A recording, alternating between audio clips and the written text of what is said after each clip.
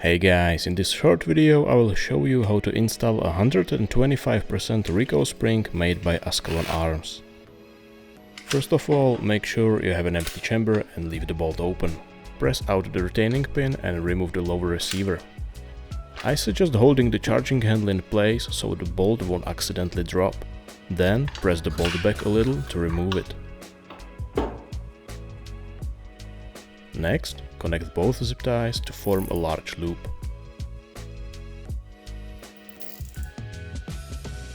Then compress the spring and lock it in place with the zip ties to reveal this small pin.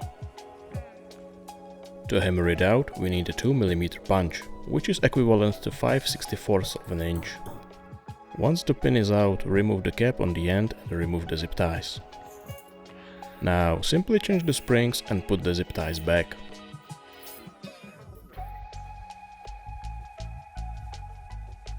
Place the cap back and hammer the pin back in. Remove the zip ties and check if everything works correctly. When putting the bolt back, don't forget to hold the charging handle for safety. Put the lower receiver back and you're done.